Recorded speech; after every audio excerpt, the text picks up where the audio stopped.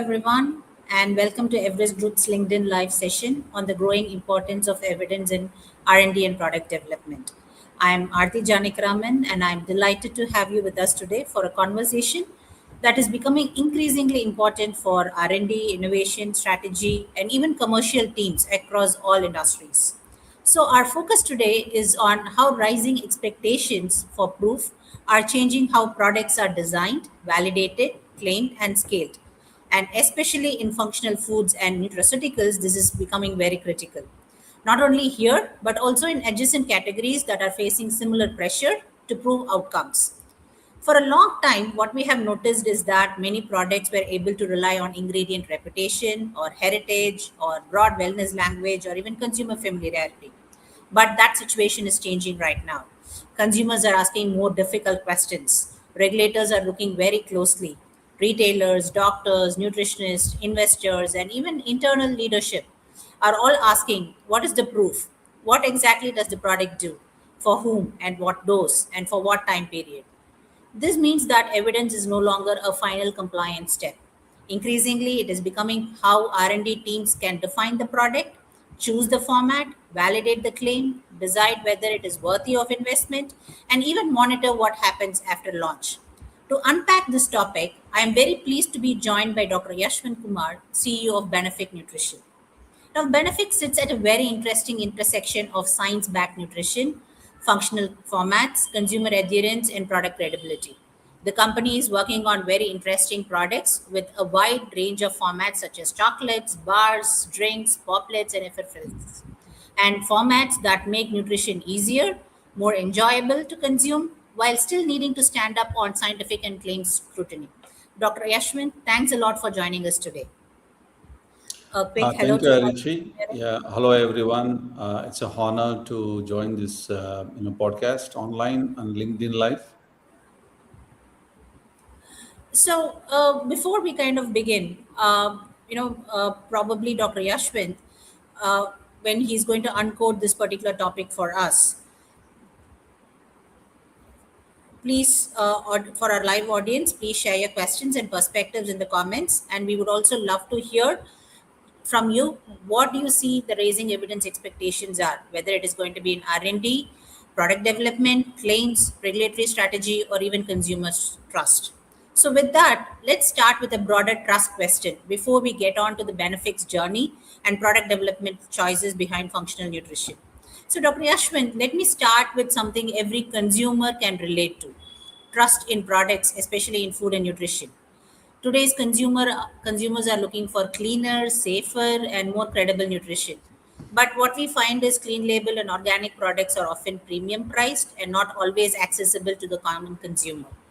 And at the same time, clean labels alone may not be enough to build trust. And many countries and economies are still having issues related to subpar products and adulteration. Do you really think scientific evidence and validation can help in democratizing trust? Or is credibility still going to be only for premium categories? Great question, Aarthi ji. This is a new trend in India that people are asking for trust, which is a great news, because brand is nothing but trust. If somebody is saying, "I'm building a brand," you are basically building trust.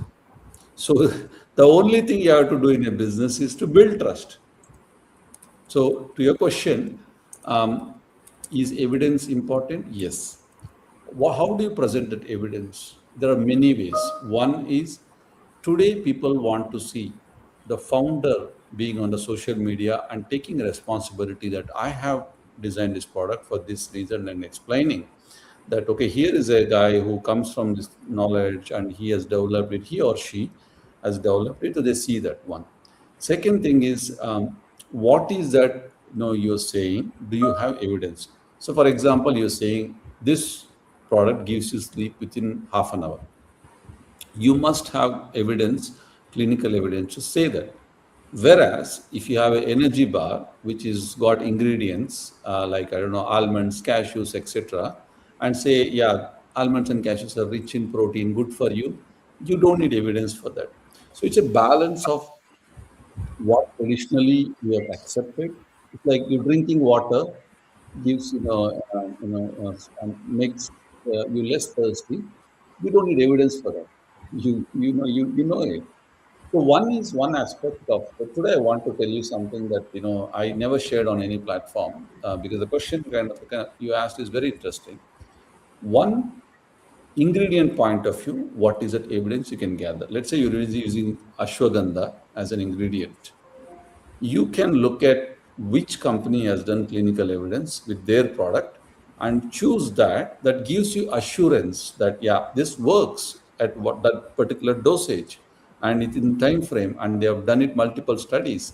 You don't want evidence where some dodgy company has done 20 people evidence. So it is not every clinical evidence is not evidence. You need to dig deep and say how many people it was tested in, where it was tested, was it male and female, and what are the main claims. So you really have to dig deep and into the scientific evidence to say, yeah, I really trust that evidence. Once a formulator or a founder trusts that, then you should communicate to consumers saying, I am taking a responsibility. I have done all the checks. Here is the evidence. I have checked everything already, so you can trust me. This is one aspect. Second aspect is when people buy a similar product, let's say ashwagandha, some specific brand, go to Amazon and see reviews. If the reviews are saying, it works for me, it helped me, again, that's another evidence you can gather. It is not just 10 people, 20 people. If it has got 1,000 reviews, you can tell whether it is worked or not.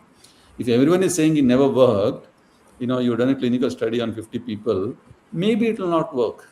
Because end of the day, consumer should come back and tell that it works. So when you make something as, yeah, trust me, my slogan is trust but verified.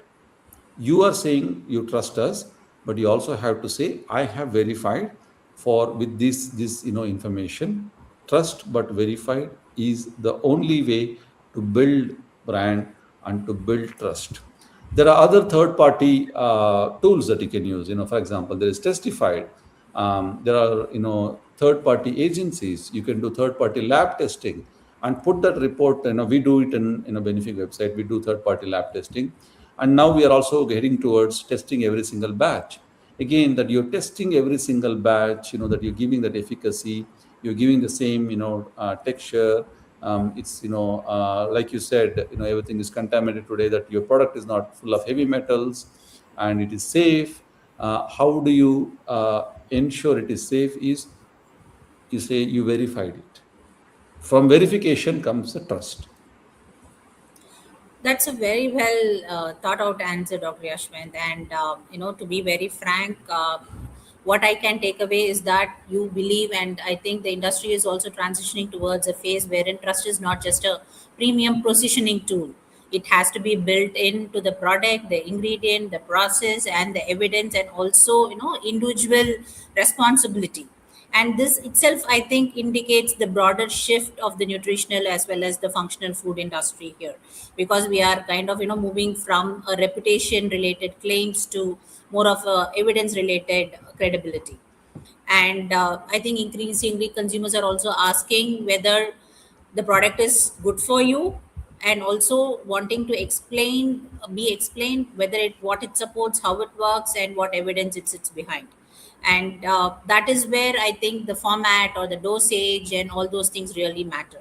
So when we talk about all these formats and dosage and a lot of varieties which are available right now in the market, I want to kind of shift from discussion about claims to the actual usage, because what we have noticed is even a very well substantiated, very well researched product can fail if consumers do not use it continuously or consistently. And that actually kind of resonates with some of the product portfolios we are seeing in nutrition, and even Benefic for that matter. uh, One of the issues again is going to be pill fatigue. Many people want to have supplements, want to have functional foods, want to have variety, but they don't want any other tablet or capsule in their routine. So how do you think alternative formats like chocolates or bars or poplets can improve intake or even adherence and consistency, and how this is going to be related to substantiation of evidence by itself? Yeah. So I'll simplify this one for you. For people to do anything in life, they need motivation. You go to work, if they don't pay salary, no matter how much passion you have, you won't get motivated. You have a career growth, you have bonus, you have perks, then you have salary that will motivate you. You go to gym, you need a motivation. Same, when you take supplements, you need some kind of a motivation to continue. And you get, say, I want to take this every day. You look at India as a demography, 10% of India is so highly educated, according to some reports. Less than 2% people are so much disciplined, they really know what they're eating. So you're looking at 98% of population still exploring ways to become healthy. In India, we are living longer, but we are living unhealthy. That's a disaster. That we have an unhealthy population which is living longer. That's a burden on the nation. Now, why pills don't work? Not because I want to put a pill. There is a psychological reason for it. See, you grew up as a child. When a doctor gave you, when you had fever, you took paracetamol. It gave you fever relief in half an hour. You took antibiotic, you got the relief within 3 days. Like you guys, I didn't continue all 7 days, 8 days of antibiotic. I stopped because fever is gone. So when you take a pill, your brain is already tuned and saying that I should get the result immediately or quickly. I should see. But supplements take time. The sweet spot for any supplement is around 45 days to 90 days. So, why a consumer will get motivated? I'm talking about is 98%. There may be exceptions, 1, 2%.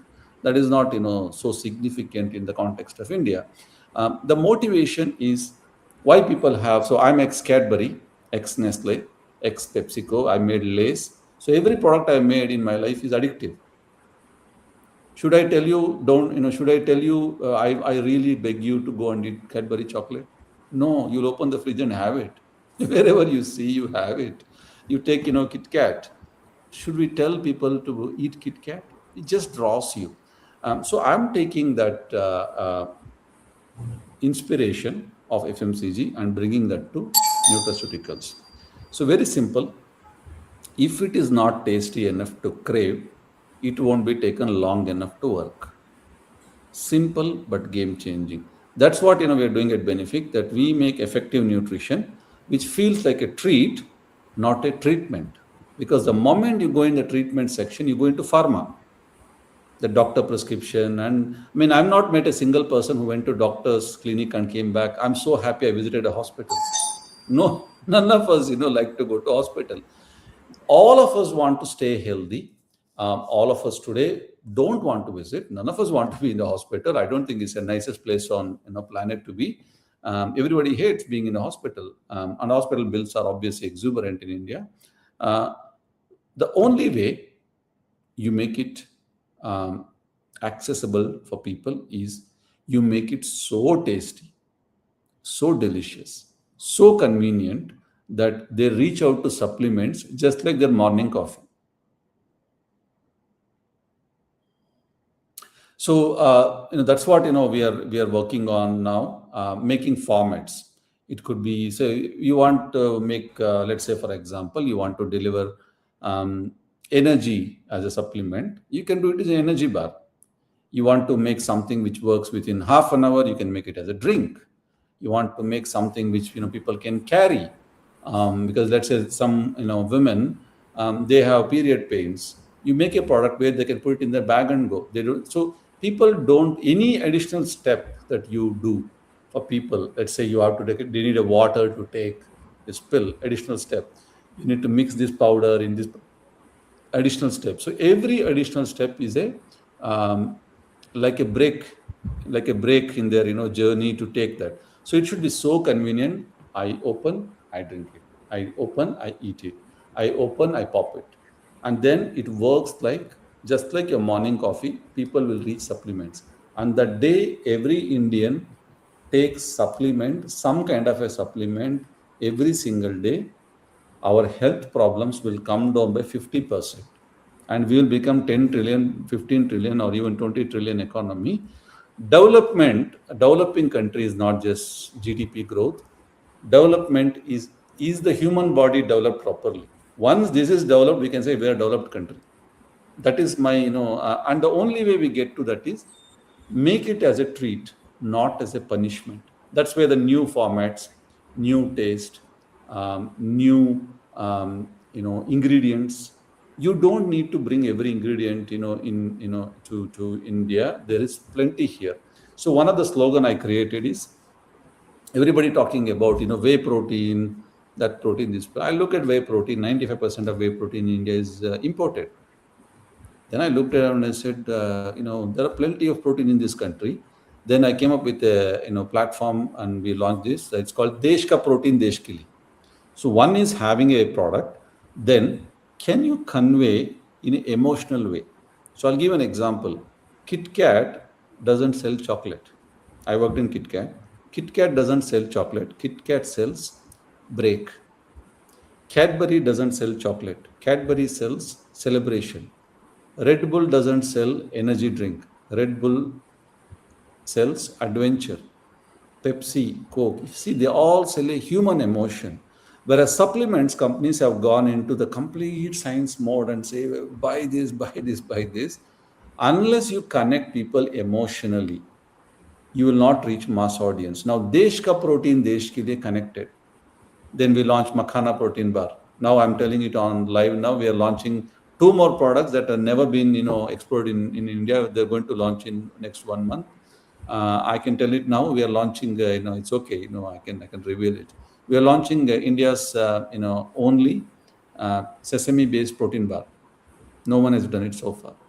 There is so much protein in this country. There is dal. Don't forget there is dal. There are so many ingredients. So I can do launches under the banner Desh Ka Protein Desh Ke Liye. People connect with makhana more than whey. You go to Bihar, everybody knows whey. Sorry, everybody knows makhana. And you say Desh Ka Protein Desh Ke Liye. So you bring the human emotion familiarity. If I go and tell them FX200 ingredient, how many people in Bihar or Gujarat know? Very few. So I think we need to look at India in a very different way. When you design product for India, you have to travel around India. I travel across India, north, south, east, west, everywhere. I understood Indian demography. What does they take in the morning? Do they take chai? Do they take coffee? So you got to understand morning to evening how they do behave, and then introduce supplements in different format. That morning coffee में जा सकते हैं क्या? Afternoon lunch में जा सकते हैं क्या? Evening snack. That's how we should design products. In Nestle, PepsiCo, that we used to almost hack you and say from 6 o'clock to 10 o'clock, what on earth you do? Where can we bring a product to you and hijack your lifestyle? 2-minute noodles is part of your life today because we hijacked you.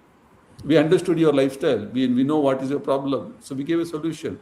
So supplements companies, in summary, this is a very big statement. Supplement companies, when they think like FMCG companies, you will reach every Indian at every price point. I asked in one of the conference, why on earth there is Pepsi in a tier 3 city in Bihar? Why we don't have Amla juice? The reason is we didn't make Amla juice so tasty, and so Amla juice is not that expensive. If Amla juice is in every house, India will be very healthy. Why should we drink in all this, unhealthy stuff? Because they made it more tasty, more cheaper, more available. So don't blame consumers, blame ourselves that we didn't give them choice. Give them a choice to consumers that your product is far superior in taste than Pepsi or anything, and why they will eat. Nobody in this world want to eat unhealthy. They're eating unhealthy because they don't have choice. So I am all for consumers. That's And actually a very interesting concept, Dr. Yashwant. I'm sorry. I just want to kind of, also make that distinction when you mentioned that the format is not always about making the product attractive. It is about taste, it is about adherence to a daily ritual, and also other factors, so that consumers makes it looks like it is a part of their routine, and the adherence itself is part of the product performance, and it is not being measured as a commercial metric by itself. So that's an interesting take. And Before we kind of move away from the consumer behavior to actual product development, I just wanted to tell our audience that we have a complimentary trial access to our R&D and innovation membership, or even a chance to have a deep dive discussion on this topic or any other related topic as a complimentary offer. So our audience, please fill in the form to indicate your choice, and we will follow you with you for our next steps. And again, coming back to the discussion, Dr. Yashwant, if as per your answer, I believe that you are of the opinion that adherence is part of the product performance, and then it kind of changes how R&D itself should think about product development and formulation by itself. And that raises a very interesting question. Should when we start building a functional product, should R&D start with the ingredient or the consumer problem, or decide on an evidence backed claim that this is the ingredient which has evidence, this is the thing which we need to choose, or all of the above? What is your opinion? So it's very simple. I think the R&D people should think very simple, like a 6-year-old child. That's what I tell my R&D team always. Don't think like a PhD. I actually think like a 6-year-old, because 6-year-old has got a lot of clarity in life. PhDs have a lot of confusion. I'm a PhD, I can say this. Keep Yeah. it very simple. Start with the problem. What is the problem that you're solving for your customer or consumer that you deserve their money? This is the first question. Second question, what are the ingredients that can solve this problem? Do I have evidence for it? Have I testified? Can I trust the data? Both are then tick. Then you go say, how do I present this product to them? Should I do it in this format, this format, this? For example, sleep product, you will not do it for a morning consumption. Sleep product is for night. So you need to understand between 6 o'clock to 10 o'clock, what do they eat? How do they hang out at home? They will be at home? Maybe a sleep product they can mix it and drink. For example, sleep milk, for example, will work because they're at home. Whereas something like an energy product, they won't be at home. They'll be in the office. They'll be on the go. So it has to be ready to consume. So you understand what time of the day the consumer is likely to consume this product, and where are they? Are they in office? Are they or at the metro station? Are they in their in a car? Then you design. Okay, my consumer is going to consume at 8 p.m. This is the best format for them. And then you say, okay, I understood the format. Now I have the ingredient, and say, now how do I make it so tasty that even if they're not getting any benefit, they will finish it? I can guarantee that they'll finish the entire bottle. That's what an R&D guy should think. I make it so tasty that they will 100% sure there is a zero return, that they will finish it because that it's amazingly tasty. When they finish the entire bottle, they will get some benefit anyway. They'll buy second time. So human brain works on dopamine. So I'll get a little diverted, here, and this to make the audience, a little bit more familiar with the word dopamine and etc. So basically, when you see, you love a girl, you see her, there is a dopamine, in your brain. You want to see her again and again. Or you like a movie, it gives you some kind of kick. You want to watch it again and again. You had some sweet and you want again. So everywhere it is dopamine, dopamine, dopamine. That dopamine tells, I want it again. It's cigarette, whether it is alcohol, whether it is something which is addictive, chocolate, anything. Everything works on dopamine. Is your product going to do something on dopamine? They'll come back again and again and again. You don't need to tell them to take. You don't need to educate them. That by default they'll take it anyway.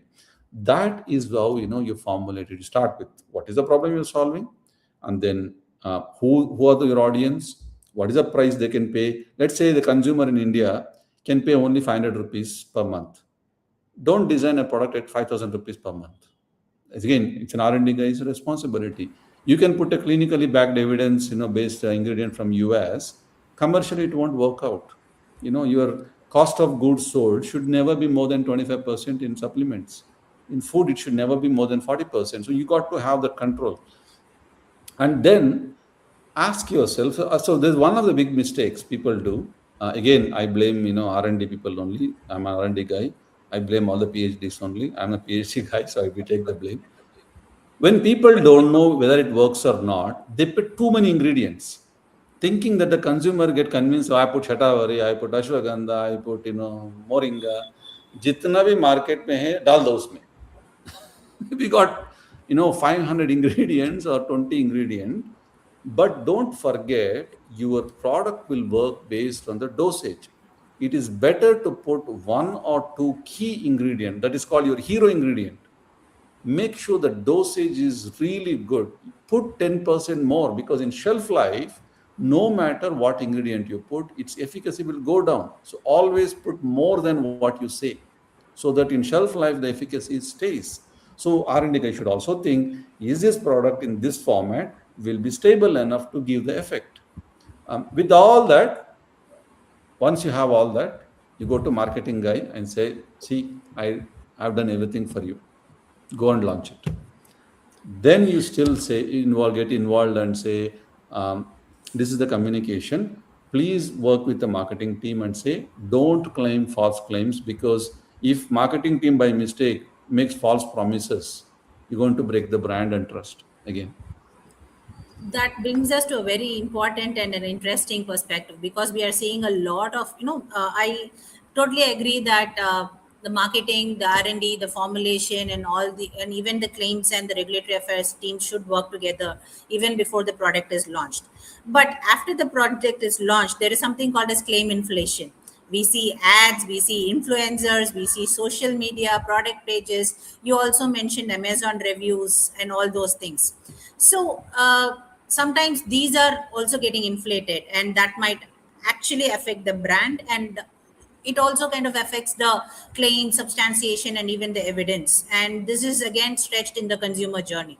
So it becomes very personal for founders like you and R&D people like you and scientific leaders, because this directly affects the credibility of the company as well as personal credibility. So what is, and in this note, there is a very interesting audience question. So if R&D or regulatory or marketing or commercial team disagree on a claim, who should have the final say? See, definitely it is the company leadership, the CEOs or the founders. They definitely have a final say. Um, because end of the day there has to be some leadership which says, that's it, I'm making a decision. When there is a conflict, there's always a conflict. Recently I met one of my friend, he said he's become a quality head in a company. I told, this is the most hated job in the world, nobody likes you. Because nobody likes quality people. They're like, the people who cause pain. So there is always a conflict, because it's a viewpoint. I don't think it's a conflict. Marketing, for example, want to promote this for weight loss because that's trending currently. They want to claim weight loss. Whereas R&D people says, no, we can't put weight loss because of these reasons. Then there has to be some kind of an advisory committee or some kind of knowledgeable people at the top who say, okay, we heard R&D's view, we heard marketing views, but this is company view, and say this is what our brand stands for. When you communicate that at a leadership level, this is what our company stands for, everybody should fall in line with that company ethos, company vision, company communication. So it is actually the leadership. So if they do it, blame the founder. Is this No, your opinion as a founder or an R&D or a master formulator? you know all three. Okay. There is another interesting question from the audience. A user is asking, there is a lot of wellness and nutraceutical products in the market today, and we are seeing a lot of claims. What claim would you personally remove tomorrow if a company could not defend it as a competitor or a consumer or even a regulator? Yeah. So, see, I think it's very subjective. Let's say somebody says, I've seen some products which say, you take this product, your fertility problem will be solved and you will conceive naturally. That's a very exaggerated claim. Something like helps reduce stress and anxiety is a decent claim. There is a company, I don't name the company, which says, take this biotin gummies, you grow hair within 30 days. That's the dumbest claim you can ever have, because it doesn't grow. I never launch hair product till now because it doesn't work. uh, the question is, if you can substantiate, fine. If you can't substantiate that, you have to remove. Now, how do you control this is, you go into market. See, it's not like, R&D can dictate what, or regulator can dictate, because when you go to market, there is something which is trending and people are searching for a keyword, and marketing team, salespeople team try to match that keyword, and that's where claims and all come, because we want to tell people to buy. I want eyeballs. So the marketing team, sales team, under the impression of eyeballs. I go through this, by the way. I go through this every day. My sales team and marketing team comes to me with, with all kind of things. Sometimes it slips off my, my hand also, because I'm traveling. Sometimes in one ad goes away without my permission. At this level, definitely, I can do it. But as the company gets bigger and bigger, you need to put systems in place, knowledgeable people in place. So again, coming back to the same question, if the claim is something you cannot substantiate, you can use that words and say, yeah, it could help, it may help. That's a decent, claim. But things like, you'll grow hair. There are products which says, for example, I've seen, I won't name the brand again, that they say, you take this powder, you'll grow taller. I never took any powder. I'm 6.3, 6.4. My mom just gave me, normal food. So I don't think there is any evidence that you taking a powder will make you taller. So such claims are exaggerated. There are some claims. I'll give you some claims which are decent. I think, they should be allowed. Helps reducing weight. Yeah. Helps reducing your blood sugar control. Absolutely. You can prove that. Helps reducing stress and anxiety. You can prove that. Gives you energy. You can prove that. Protein. You can prove protein is good for you, but you can't see the benefit but immediately. But people know protein should be taken. Sleep. Gives you sleep. Prove it. No problem. Taking something like glutathione helps improve the skin. Very well established. You can, prove that.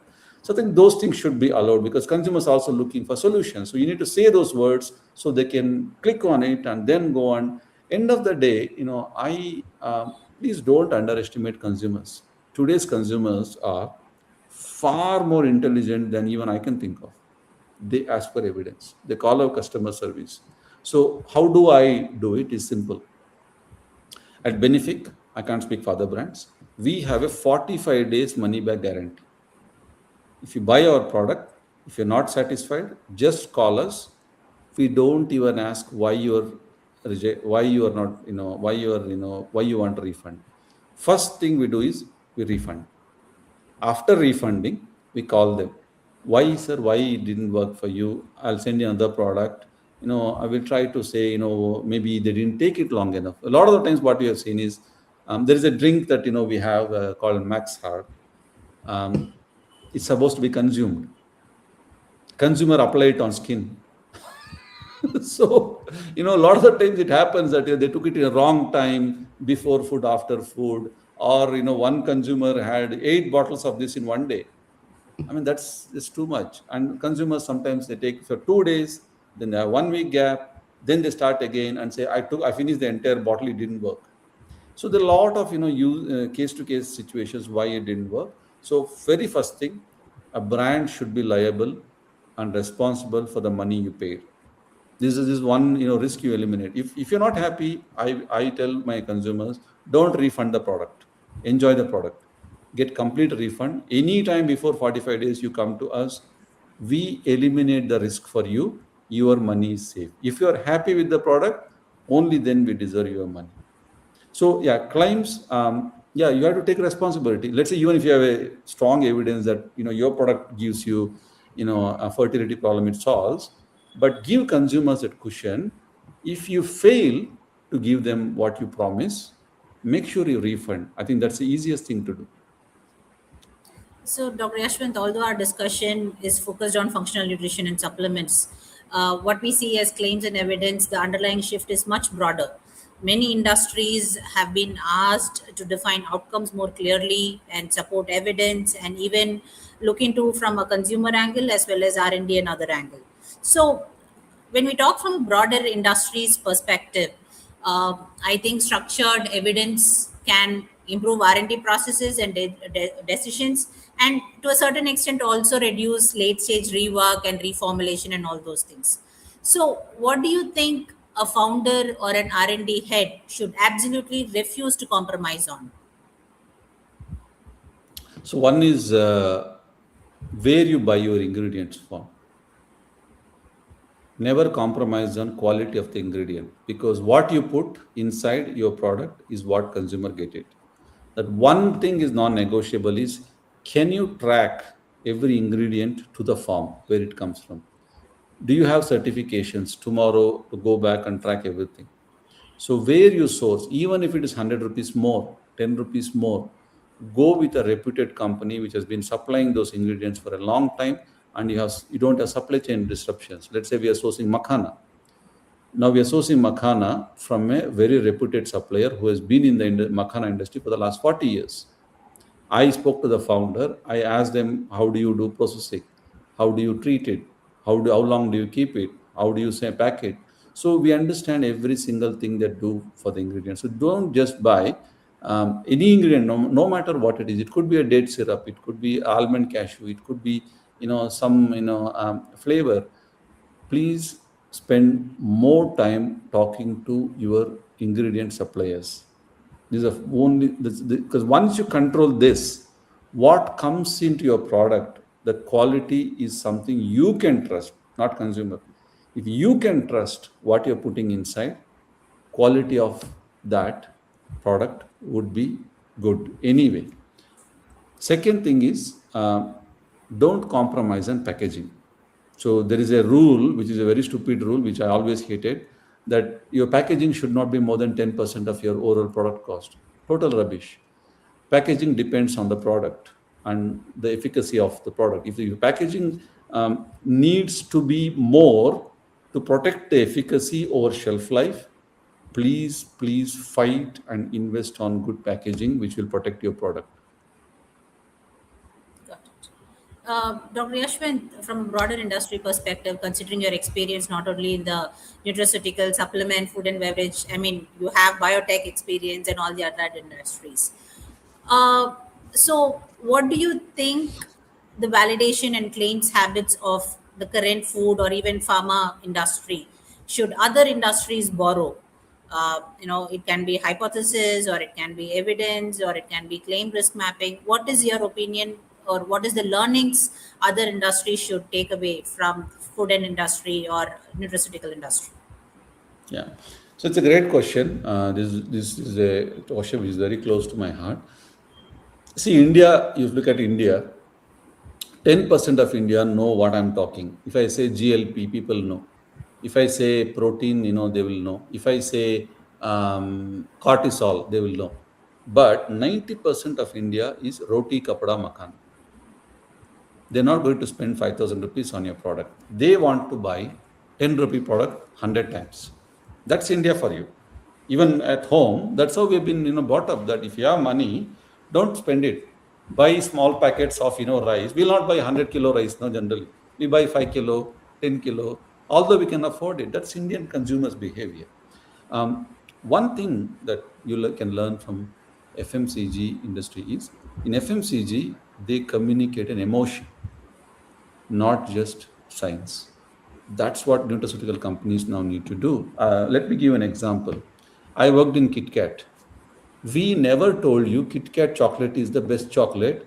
There is evidence that it works and it gives you. None of that they told. What they told, have a break, have a KitKat. It worked. You never see a KitKat ad talking about chocolate quality. Have you ever seen an ad of KitKat saying how good the chocolate is, where it comes from? Nothing. It's just have a break, have a break, have a break. Because they know everybody want to have a break. That's a human emotion we hijack. Cadbury's, kuch meeta ho jaye. Cadbury's knows you always have a celebration at home for whatever reasons. Every household, be it a festival, they connected Cadbury's with Diwali. Cadbury's has nothing to do with Diwali. But that's what in human emotion. You think of Diwali, you think about Cadbury chocolate today. You take Red Bull. Red Bull said gives you wings.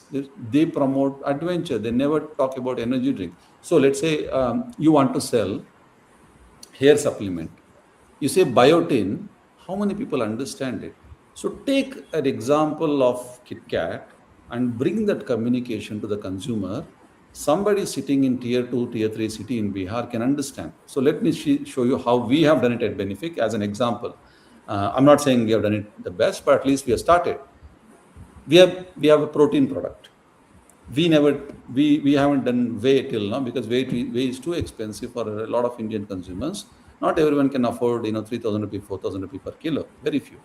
um, we came up with a concept called desh ka protein desh ke liye, human emotion.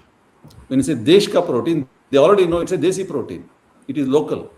Then they know it's almost plant because India is never non-veg. It's in plant-based. So you already told it's a plant-based protein.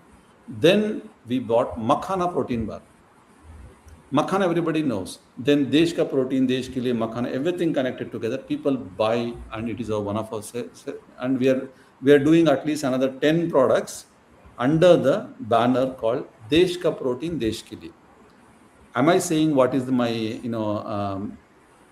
my protein profile, BCCA and all that? If they want, it is available. But the primary communication is to get human emotions. Desh ka protein, desh ke liye. That work. Then we have another platform, where we have done Desh ka energy, desh ke liye. We have done India's only Ayurvedic stamina shot. So that is again, it's a human emotion that you are playing. So that's one thing that nutraceutical companies can now take from FMCG. Because I worked in both. You bring human emotion to communicate science, you will reach every Indian. If you don't do that, you'll be limited to target only 10% of Indian consumer. Then you would have not explored the potential of Indian health, wellness industry. Somebody else will do it. Maybe Pepsi will do Well, it. to be very frank, I expected from you, you will talk about trust or adherence or evidence or formats or governance and all those things. But then you kind of, threw me off track, and then you connected emotions and how you communicate with consumer, which is actually quite critical, not only in our industry, but any industry for that matter. So, and it also ties up everything which we are doing together, right from clinical validation to how Exactly. the Exactly. companies communicate, evidence, format, routine, and everything needs to work together. Can I So add this one is, sentence? Can I make yeah, one sentence which is very controversial but is needed? Clinical evidence is for you as a company to be confident it works, not for the consumer.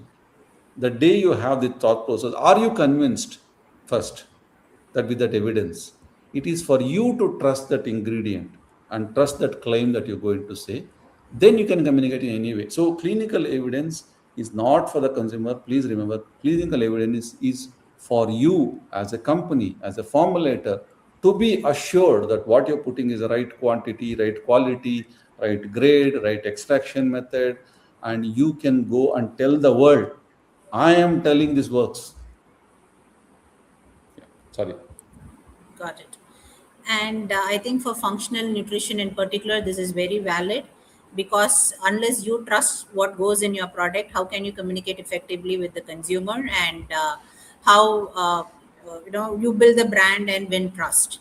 And I believe that also resonates with the current, how do I say, trend we are noticing, that the winning brands are not simply with the boldest claim or the newest ingredients, but those which can connect adherence, formats, even trust in a way that consumers and other regulators and even decision makers believe. So I think we are running out of time.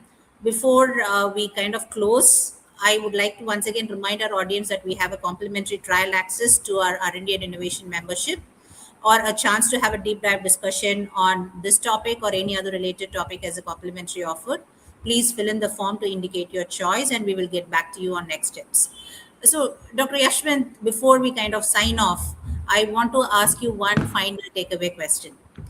If there is one idea R&D and innovation leaders should take away from this conversation, what is it? Is it evidence, or is it human emotion, or is it how you communicate with the consumers, or anything else? There's only one thing an R&D person should have. I worked in global companies, Nestle, PepsiCo, Cadbury's, Almarai. Now I'm running my own company, Benefic Nutrition. Across all the companies I worked, there's only one thing which is common. This is the only thing an R&D person should start and think. What is the problem? What is the benefit you are giving to the consumer? Be it a chocolate. Chocolate gives you joy. KitKat gives you joy. That's a problem you solve. If somebody is stressed, they want to have a chocolate, they want to have a break. Somebody wants energy, you're giving them somebody wants to have nutrition, you're giving a juice. So again, your product, what does it solve? Why consumer should give their money to you to buy your product? This is the only question you should. The moment you simplify R&D, you can do more innovation. All the companies I have seen, the bigger the team becomes R&D, you bring all kind of complexities and words, everything that we got a new tool, etc. But people forget the consumer in the end. Yeah, so that actually ties up our conversation together better. Whatever can be the product, whatever can be the evidence or format or routine, it all needs to work together so that it solves a critical problem for the consumer. And that is how brands kind of win. And thanks a lot, Dr. Yashwant. This has been a very useful discussion because it actually told us that evidence is no longer just the last step of the process. It has to be integrated right from day one, and it has to be not only internal but also talk from a perspective of the consumer journey by itself.